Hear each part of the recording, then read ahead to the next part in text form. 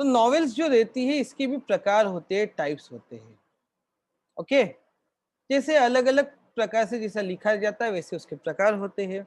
सो realistic novel, अब आपको नाम समझ के समझ में आता है कि वो रियलिज्म के बहुत पास है, रियलिस्टिकली लिखी गई है, उसको हम रियलिस्टिक नॉवेल कहेंगे। राइट, रियलिस्टिक मैनर में लिखी जा रही है, कैरेक्टर्स भी जो रहते हैं वो कॉम्प्लेक्स कैरेक्टर रहते हैं, उनके मिक्स मोटिव्स रहते हैं और सोशल उनके क्लास में रूट रहते हैं, यानी हम ऐसे कैरेक्टर्स जिनको हम आसपास आइडेंटिफाई कर सकते हैं। Characters in the realistic novel interact with each other, with other character, और एकदम एवरीडे एक्सपीरियंस का फील देते हैं, एक दूसरे से बात करते हैं, और पॉसिबल एंड एवरीडे एक्सपीरियंस, यानी जो हम आसपास देखते हैं वो आपको सब दिखेगा। ओके, पिक्यूरियस नॉवेल जिसको हम कहते हैं स्पेनिश वर्ड से आता है, इसका मतलब है पिकेरो यानी रोग, रोग नॉवेल्स। इसका मतलब है एडवेंचर वाला, प्रोटैगनिस्ट एक एडवेंचर पे जाएगा, थोड़ा एक्सेंट्रिक रहेगा वो, और this reputable person in an episodic form, और एपिसोड के एपिसोड चलेगा। जैसे वो गुलिवर्स ट्रैवल की हम बात करते हैं तो वो बेचारा अपनी जिंदगी में हारा हुआ व्यक्ति है, किसी एडवेंचर पे गया, किसी आइलैंड पे गया, वहां पे हीरो बन के उभरा। वैसे ही आपको जो यहाँ पे एक और नॉवेल आपको दिखेगी, जो आपकी अगली नॉवेल है around the world in 80 days, वो भी आपको इसी पैटर्न की नॉवेल नजर आएगी। ठीक है, हिस्टोरिकल नॉवेल जो रहता है, ये रहती है हिस्टोरिकल नॉवेल, ये जो पुरानी हिस्ट्री है उसके ऊपर है, period earlier than the writing, writing के पहले की पीरियड के ऊपर है, अभी बैठ के पुराना लिख रहे हिस्टोरिकल नॉवेल है। इपिस्टोलेरी नॉवेल, यानी ये भी लैटिन वर्ड है, इपिस्टोला, इसका मतलब होता है लेटर। तो लेटर यानी आप मान लीजिए कि आप एक एग्जांपल लो, गांधी जी जेल में थे, लेटर्स लिखते रहते थे, उसके ऊपर किसी ने पूरी की पूरी उसी को पकड़ के लिख ली। अब ऐसे एक एग्जाम्पल आपको समझाया, तो नॉवेल जो रहता है, राइटर एक नरेटिव फॉर्म में एक सीरीज ऑफ करेस्पॉन्डेंस और अदर डॉक्यूमेंट्स, एक ने दूसरे को बोला, दूसरे ने क्या बोला, कैसे बोला। एक इंग्लिश की बहुत पॉपुलर नॉवेल है पीएस आई लव यू, ये भी इसी प्रकार की नॉवेल है, जहाँ वो जो मेल फीमेल लीड है वो मर जाती है, पर अपने कुछ लेटर छोड़ के जाती है ताकि पति उसको मिस न करे, और उसके ऊपर बहुत रोमांटिक सी नॉवेल बनाई है पीएस आई लव यू। तो आप ऐसे नॉवेल्स देखेंगे, पढ़ेंगे तो आपका इंटरेस्ट भी मरेगा और आपको नॉवेल को और डेप्थ में समझने में मजा आएगा। तो करेस्पॉन्डेंस के ऊपर बनाई गई है, almost letters are the most common base of epistolary novel. डेरी डायरी एंट्रीज, ये भी उसके ऊपर भी लिख सकते हैं, यानी कोई अपनी बात बता रहा है, अपने व्यू रख रहा है, लिख रहा है, ऐसा रहता है। गॉथिक नॉवेल, पुराने प्रकार की, टेरर है, mystery, horror, thriller, supernatural, doom, dead, decay, haunted building, अरे बाप रे, सब भूतिया प्रकार की इसको गॉथिक नॉवेल कहा जाता है। इसको हम पहले भी इसका हमने देखा है कि गॉथिक नॉवेल लिखने वाली कौन थी, कौन फेमस हुई, वो नाम देखना। ऑटोबायोग्राफिकल, अब तो ये तो बहुत चल रही है, धोनी की ऑटोबायोग्राफी हमने देख ली, सभी की ऑटोबायोग्राफी कर रही है। तो किसी भी ऑटोबायोग्राफी जो है उसके ऊपर अगर ऑथर अपना प्लेस और नेम चेंज कर लेता है, कैरेक्टर, तो ऑटोबायोग्राफी वाला नॉवेल बन जाता है। समझ में आया आपको? अरे हाँ या ना, यानी जो भी थोड़े बहुत चेंजेस आ जाते हैं कैरेक्टर्स में, कुछ चेंजेस आ सकते हैं, कुछ नाम बदले जा सकते हैं, कुछ किया जा सकता है थोड़े बहुत चेंज के साथ, फर्स्ट पर्सन नरेशन, बट वो उसकी लाइफ से इंस्पायर्ड होती है, इसलिए आपको मूवीज के पहले दिखता है it is inspired from the events. समझा? ऑटोबायोग्राफिकल नॉवेल के बाद एलिगोरिकल नॉवेल होता है। एलिगोरी, ये आपने वर्ड कई बार सुना होगा। तो story which bears more than one level of meaning, यानी ऊपर कुछ है, अंदर और डीप मीनिंग हो जाता है। Surface meaning of such novel are different from the symbolic meaning of it. तो ये पॉलिटिकल, रिलीजियस, हिस्टोरिकल, फिलोसॉफिकल कैसी भी होती है, पर ये नॉवेल में ऊपर कुछ और बताया जाता है, अंदर का इसका मीनिंग अलग रहता है। थोड़ी सी जो समझ में नहीं आती ऐसी चीजें समझिए आप, जैसे ऑस्कर को की मूवीज, वो ऊपर कुछ रहता है पर सिंबलिक कुछ और बताना चाह रहे हैं।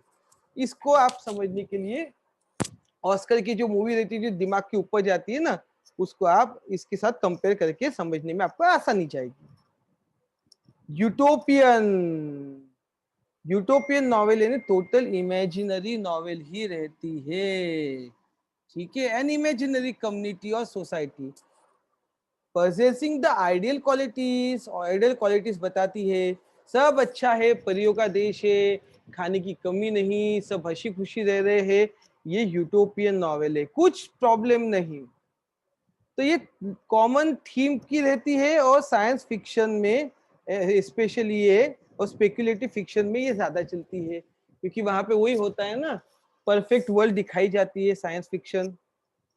Psychological novel, psychological world, internal life of protagonist दिखाया जाता है इसमें, और बाकी कैरेक्टर की भी मनस्थिति एक्सटर्नल फैक्टर के रूप में दिखाई जाती है।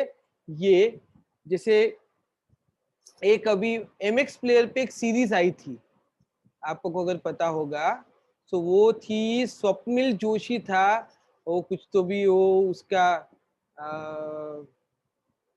एक वो ज्योतिषी के पास जाता है और बोलता है, तो वो एक सीरीज थी एमएक्स पे, आप देखिएगा, नाम मैं भूल रहा हूँ।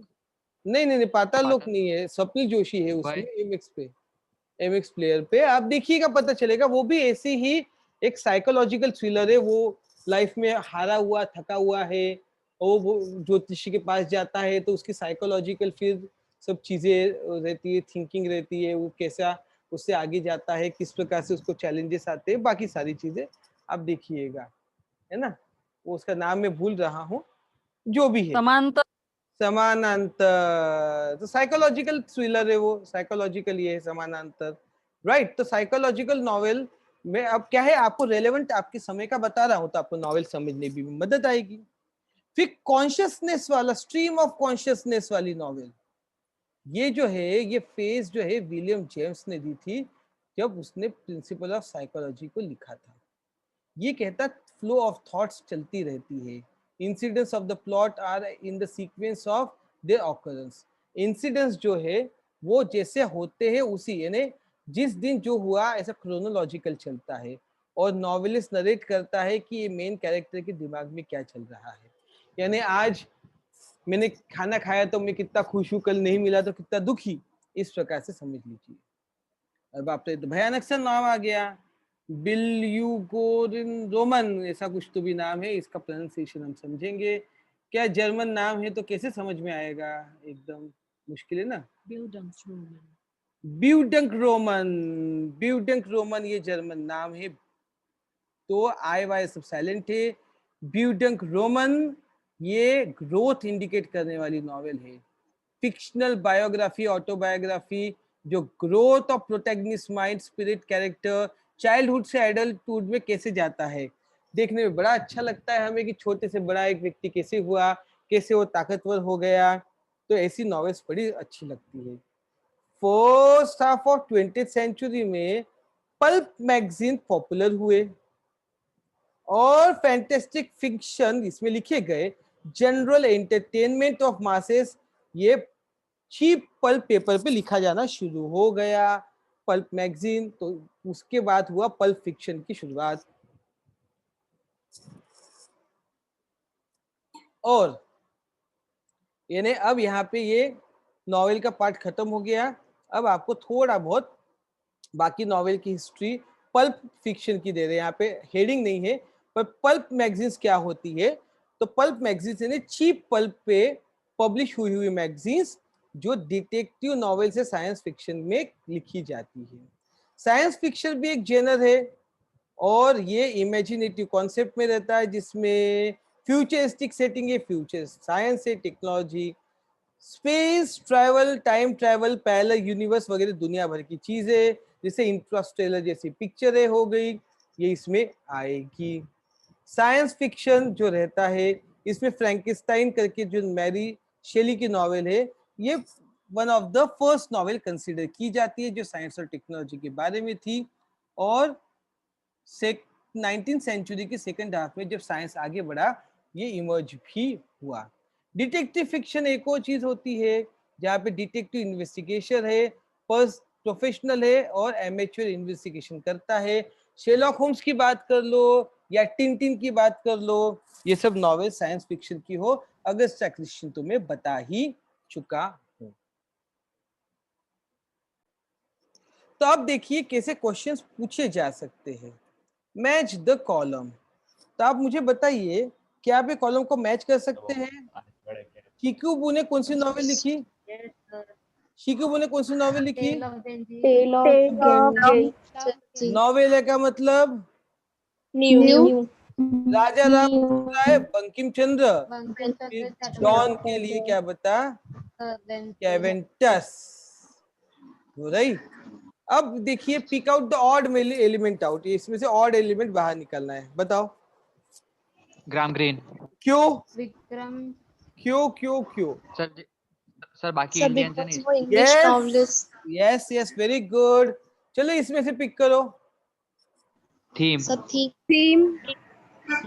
थीम। क्यों? और बाकी सब सेटिंग के बाकी सेटिंग्स में आते हैं। है, थीम नहीं आती है। Theme, plot, character, novella. नवेला।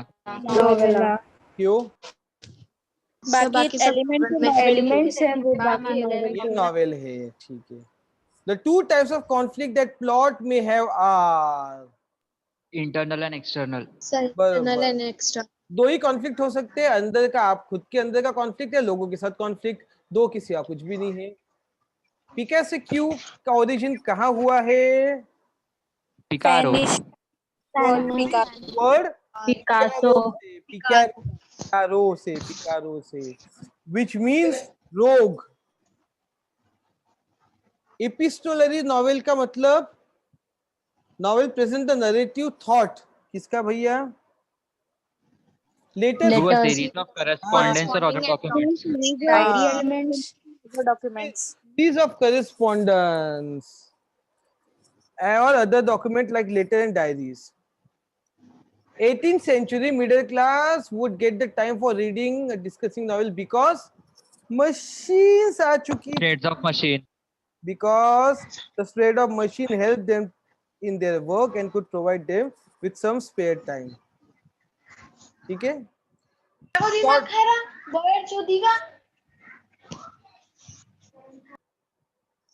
और लास्ट क्वेश्चन जैसे देखा तो हमें शॉर्ट नोट लिखने हैं इसके ऊपर। तो style of the novel, stream of the consciousness of the novel, novella. तो आप ये क्वेश्चन के पैटर्न तो समझ में आ गए होंगे। मैच द फॉलोइंग है और एलिमेंट आउट हो गया और कंप्लीट हो गया, और थोड़ा सा डिफिकल्ट है शॉर्ट नोट्स। ऐसे ही क्वेश्चन इस पे पूछे जाएंगे, इसी की प्रिपरेशन आपने करनी चाहिए। Everybody is okay with this? Yes sir. Yes, sir.